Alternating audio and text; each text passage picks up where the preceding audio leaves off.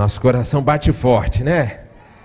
Tava brincando ali com um dos pais que estava ali na câmera, que a câmera até tremeu agora durante a transmissão, nesse momento de solo, né, João? Mas que coisa boa estarmos juntos para nessa tarde celebrarmos a Jesus, adorarmos o nome dele e juntos exaltarmos o verdadeiro sentido do Natal. Isso é muito importante. Quero desde já trazer notícias para os irmãos e dizer que o pastor Lúcio já teve alta, já foi para casa, tá bom? Ele acabou de mandar mensagem aqui para a gente, estão indo para lá, vai fazer algumas medicações agora em casa e logo depois vai procurar outros médicos para investigar um pouquinho mais, mas já teve alta e já está indo para casa, tá bom? Junto com a irmã Terezinha. E eu brinquei com ele que foi emoção de receber a família, porque ontem chegou todo mundo na casa dele, os filhos, os netos, os genros, chegou todo mundo junto na casa dele, entendeu? E aí eles estão lá preparando para hoje à noite celebrarem junto, né, o Natal, mas graças a Deus ele já está indo para casa e responde às nossas orações e de cada um dos irmãos que tem orado e clamado a Jesus. Bom, hoje é uma data muito especial, de hoje para amanhã é o dia onde nós celebramos o Natal e muitas das vezes nós fazemos diversos momentos para esse dia, planejamos muitas coisas, nos reunimos em família, preparamos uma mesa, recebemos pessoas de fora ou então somos daqueles que vão visitar outras pessoas, né, que a gente esperou durante todo esse ano para estar junto, e muitas coisas acontecem. Mas nessa noite nós queremos refletir de uma maneira breve com você sobre o que de fato é o Natal. O que nós devemos celebrar, o que nós devemos comemorar nesta época onde ao longo dos anos ficou marcado por uma troca de presentes, por essa ceia familiar, por aquele momento de enfeitar as casas com luzes e com bolas coloridas, de montar um presépio, né, de comer o panetone ou chocotone, que você só encontra nessa época, né, aquelas outras guloseimas e comidas que a gente encontra nesse momento. Mas nós precisamos lembrar do verdadeiro sentido do Natal e as consequências que esta data e que essa festa traz para a nossa vida. Durante muitos anos, às vezes nós celebramos de uma maneira equivocada, mas talvez hoje você vai ter oportunidade de compreender o real sentido e a importância que isso tem diretamente na sua vida. Às vezes nós pensamos que é apenas uma festividade, é apenas um momento para estar junto, mas eu quero dizer que este é um marco histórico que impacta a história de todas as pessoas, porque existe uma marcação histórica antes de Cristo e depois de Cristo, e mais do que isso, ele impacta a sua vida hoje e para toda a eternidade. Há muitos anos atrás, Deus, com o seu infinito amor e com a sua graça, ele cria o homem e ele então busca se relacionar com esse homem todos os dias. Estava lá, todos os dias se encontrava com ele, se relacionava, e o homem infelizmente teve no seu coração o desejo de ser igual a Deus. E esse sentimento de querer ser igual a Deus foi o pecado que afastou o homem de Deus. E a partir dali, toda a humanidade começou a sofrer pelo pecado que está no coração do homem, no meu coração e no seu coração. E a Bíblia vai nos dizer que, assim como o pecado entrou por um homem, a salvação e o preço deveria ser pago por um homem. Um homem carnal ali, um homem como eu e você, de carne e osso, com sangue nas veias. Não um ser espiritual. E aí a história avançou um pouquinho mais, e aí a gente via o povo de Deus se reunindo para diversos momentos no final do ano, se reunirem todos juntos ou periodicamente se encontravam e eles pegavam lá um animal, aquele que era o mais perfeito de todos, e sacrificavam esse animal para pagar o preço de todos os pecados de todo o povo. E aí tinha um homem que se preparava durante todo o ano. E ele se chamava, ele tinha uma posição, um cargo como sumo sacerdote. E ali então ele preparava aquele animal, aquele cordeiro, e levava diante do altar, um local completamente isolado, dividido por véus, aonde só aquele homem que se preparava durante todo o ano podia entrar naquele local, porque a sua vida precisava estar íntegra, a sua vida precisava estar reta diante de Deus. E ali ele oferecia aquele sacrifício a Deus. Mas mesmo assim, o povo continuou pecando, continuou errando, continuou ofendendo a Deus de diversas formas. E ali então, Deus, na sua infinita graça e misericórdia, tendo um olhar de amor e compaixão para mim e para você, demonstrou o seu amor da maneira mais profunda que pudesse existir. Ele deixou a sua glória, deixou a sua majestade, deixou os seus poderes, deixou a sua eternidade, porque Ele é aquele que sempre existiu, então para Ele não existia uma linha do tempo, não existe dias, não existem horas, e Ele então encarna através de Jesus Cristo, assumindo uma postura humana, assumindo uma postura limitada, e a partir de agora, Ele então vem ao mundo para demonstrar o seu infinito amor e para pagar o preço do meu e do seu pecado. Foi assim que aconteceu. Lá em Mateus, no capítulo 1, verso 18, a partir do verso 18 você vai ver o relato. Foi assim o nascimento de Jesus Cristo. Maria, sua mãe, estava prometida em casamento a José. Mas antes que se unissem, sabe o que aconteceu? Ela achou-se grávida pelo Espírito Santo. E por ser José, seu marido, um homem justo, e não querendo expô-la e desonrá-la publicamente, pretendia anular o seu casamento em segredo. Mas depois de ter pensado nisso, apareceu-lhe um anjo do Senhor em sonho e lhe disse: José, filho de Davi, não tema em receber Maria como sua esposa, pois o que nela foi gerado procede do Espírito Santo. Ela dará à luz a um filho, e você deverá dar-lhe o nome de Jesus, porque ele salvará o seu povo dos seus pecados. E tudo isso aconteceu para que se cumprisse o que o Senhor dissera pelo profeta: a virgem ficará grávida e dará à luz a um filho, e lhe chamarão Emanuel, que significa Deus conosco. Ao acordar, José fez o que o anjo do Senhor lhe tinha ordenado e recebeu Maria como sua esposa. Mas não teve relações com ela até enquanto ela não deu à luz a um filho. E ele lhe pôs o nome Jesus. Esse texto relata um dos maiores milagres da humanidade.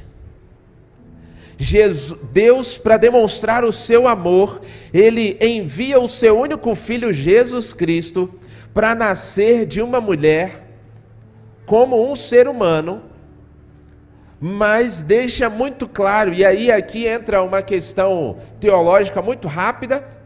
Muitas pessoas perguntam e argumentam, mas qual é a importância de Jesus ter nascido de uma mulher que era virgem? Por que José não teve relações depois que o anjo apareceu com ele e revelou tudo o que aconteceu? Porque se José tivesse tido uma relação com Maria, esse filho seria humano. E o que Deus queria mostrar à humanidade, o que Ele queria provar, é que aquele nascimento era um milagre do Espírito Santo. Porque ela teve um filho ainda virgem. E por isso, Jesus Cristo, mesmo sendo homem, de carne e osso, ele era a encarnação do próprio Deus. Você consegue compreender a grandiosidade do amor de Deus ao tomar essa atitude? Aquele que é criador e que tem todo o poder, ele agora está limitado a dias, horas, minutos e segundos. Ele começa a viver uma jornada de 24 horas. Ele precisa se alimentar como eu e você. Ele precisa dormir. Ele passa por todos os estágios, porque ele nasce, ele vai crescer, ele vai viver a sua infância, a sua adolescência, a sua vida adulta como um ser humano, para demonstrar o seu amor. Ele deixou os céus, deixou a sua glória e veio encarnar para nos ensinar como deveria ser a vida cristã. E mais do que isso, ele veio para pagar o preço daquele pecado que foi cometido lá atrás. Porque assim como o pecado entrou por um homem, a salvação também viria por um homem. E Jesus cumpre o seu ministério, a sua jornada, e ele faz milagres, ele caminha com os discípulos, ele ensina aqueles homens a orar, ele ensina aqueles homens a pregar o evangelho, ele compartilha com esses homens a todo esse tempo. E lá no final da sua jornada e do seu ministério, ele demonstra o seu amor mais uma vez, morrendo naquela cruz e sofrendo todas as punições, as mais cruéis, sangrando, chorando, sentindo dor, sendo humilhado, para pagar o preço do meu e do seu pecado. Hebreus deixa muito claro, no capítulo 2, verso 17, que por esta razão era necessário que ele se tornasse semelhante aos seus irmãos, semelhante em todos os aspectos, para se tornar o sumo sacerdote misericordioso e fiel com relação a Deus, e fazer o pagamento pelo pecado de todo o povo. Porque tendo em vista o que ele mesmo sofreu quando tentado, ele é capaz de socorrer aquele que também está sendo tentado. Jesus, ele assumiu uma figura humana para pagar o preço pelos meus e pelos seus pecados, para morrer naquela cruz por nós, para mostrar como deveria ser a vida cristã. E ao final dessa jornada, a gente tem um marco nessa história, porque lá no momento onde ele é crucificado, aquele véu que separava o local onde acontecia o sacrifício, que era o Santo dos Santos, aquele véu ele então se rasga, nos dando livre acesso a Deus. E esta relação então é restaurada. E aquele sumo sacerdote, que antes era uma figura humana, que se preparava durante um ano e apresentava lá o cordeiro, agora Jesus assume as duas figuras. Ele é o próprio sumo sacerdote e ele é o próprio cordeiro que se sacrifica em favor da minha e da sua vida. E a partir daí, mesmo aqueles que não acreditam e que não confessam a Jesus como Senhor e Salvador, compreendem a importância desse fato, porque nós temos um marco em todas as datas cronológicas que determinam antes de Cristo e depois de Cristo. Não existe nenhum outro fato na história que esteja marcado na linha do tempo como este.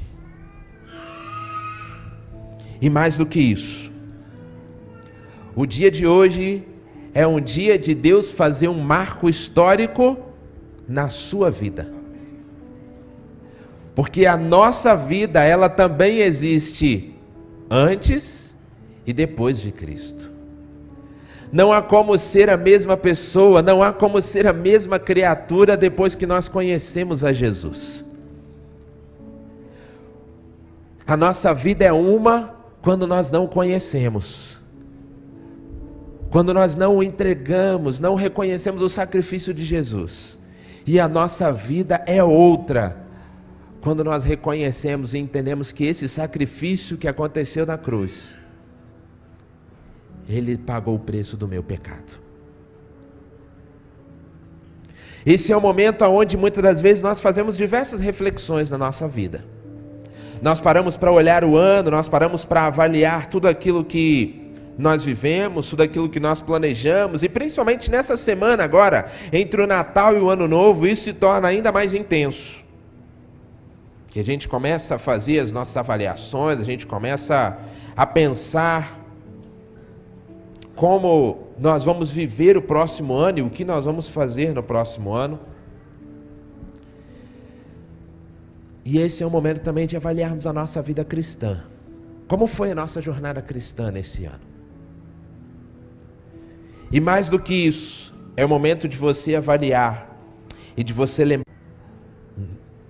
Nós normalmente citamos esse texto quando estamos em algum sepultamento, principalmente cristão, quando nós falamos que a nossa vida é como um vapor, como o texto de Tiago vai dizer, que ela está e logo se vai. E de fato é assim. Nós não sabemos o que vai acontecer conosco no próximo segundo, no próximo minuto.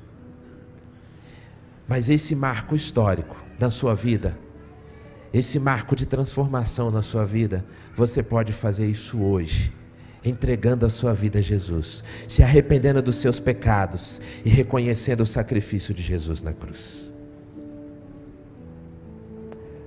O mal tentou destruir a glória de Deus. Muitas coisas tentam abalar e tirar o verdadeiro sentido dessa data. Mas Deus, Ele nos amou com tanto amor, que mandou o seu Filho aqui para nos salvar. Esse amor é tão grande, que Ele abriu mão dos céus e veio para esta terra, por mim e por você. Eu quero convidar você a refletir sobre isso. Queria convidar você a fechar os seus olhos. E você vai ouvir um belíssimo coral que vai cantar sobre esse amor de Deus para com cada um de nós. Esse amor que às vezes nós nos achamos indignos de o receber. Às vezes nós achamos que não merecemos. E de fato, às vezes nós somos muito falhos. Às vezes nós pecamos. Às vezes nós erramos. Talvez se você parar para pensar tudo aquilo que você viveu no dia de hoje,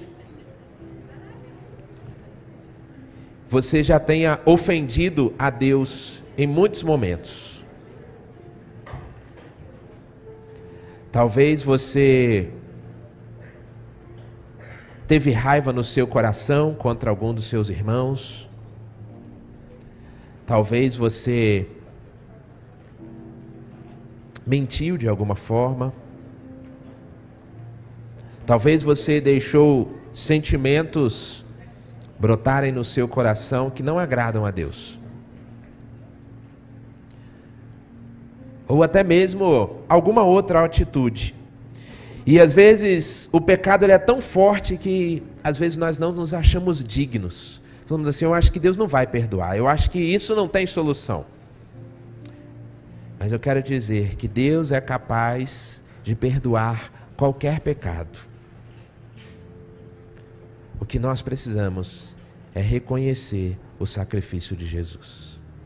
Então eu queria que você prestasse bastante atenção e que você fizesse desta canção a sua oração, o seu momento com Deus agora. Você fechasse seus olhos, se você quiser ficar sentado, se você quiser se ajoelhar, mas que você de fato agora orasse a Deus, cantando essa canção ou orando com seus olhos fechados diante de Deus.